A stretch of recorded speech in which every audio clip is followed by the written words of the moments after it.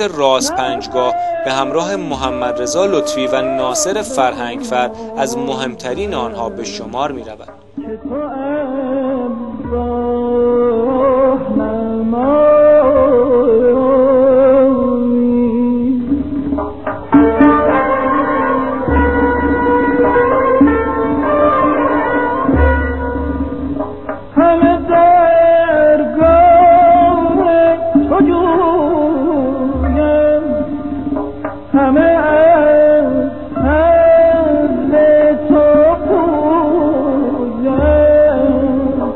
همه توحید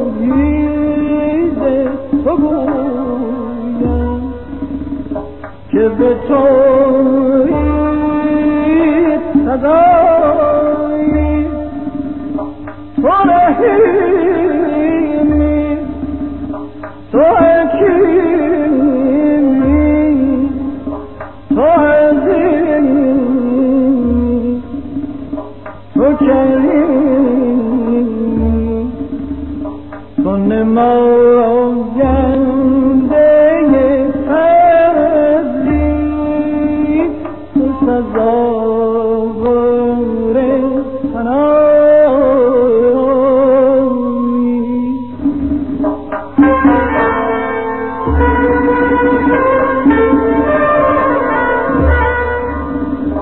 نتوان وصف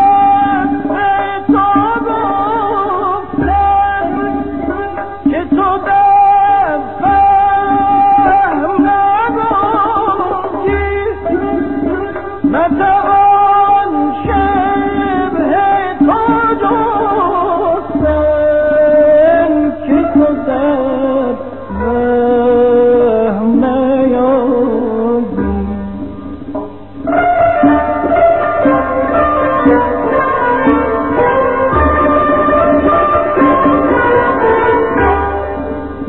نتوان وصف تو گفتن که تو در فهم نگنجی نتوان شبه تو جستن که تو در فهم نیابی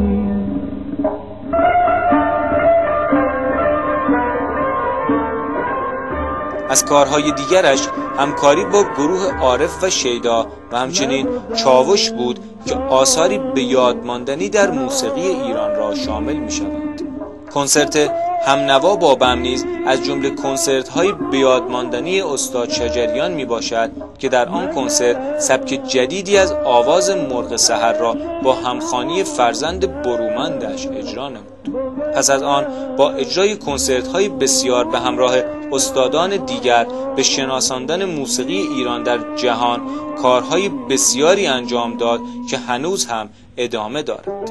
به همراه پرویز مشکاتیان، محمد رضا لطفی، حسین علیزاده، محمد موسوی، داریوش پیرنیاکان، حسن کسایی و دیگر استادان کارهای بسیاری ضبط کرده است. وی در بهار 1386 به همراه مجید درخشانی، سعید فرجپوری، محمد فیروزی و فرزندش همایون شجریان کنسرت‌هایی در کشورهای اروپایی انجام داد. این کنسرت در تابستان و پاییز 86 در تهران و اصفهان نیز اجرا شد.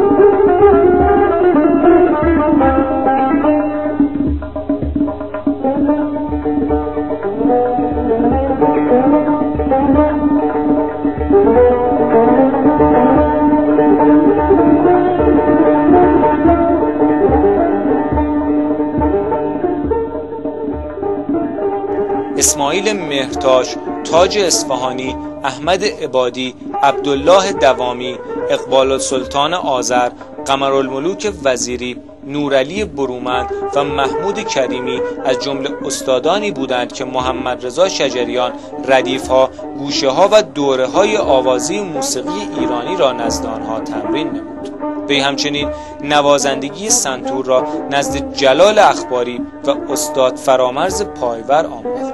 خود عبدالله خان دوامی شاگرد افرادی چون میرزا عبدالله و درویش خان از بزرگان موسیقی و آواز ایرانی بوده است.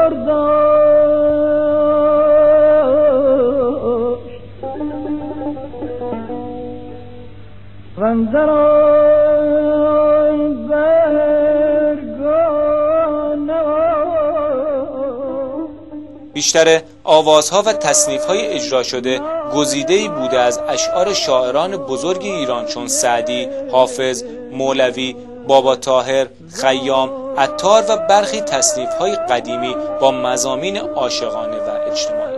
وی همچنین در برخی کنسرت‌ها و کارهای جدیدتر خود از شعر نوع شاعرانی چون فریدون مشیری، نیما یوشیج، سهراب سپهری، شفیعی کدکنی، مهدی اخوان ثالث و هوشنگ ابتهاج استفاده نموده است. از جمله کارهای مشترک او گزیده است از رباعیات خیام با صدای محمد رضا شجریان و رباعی خوانی احمد شاملو.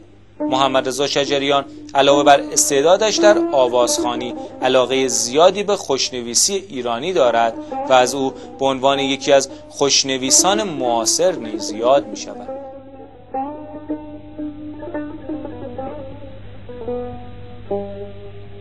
گفتم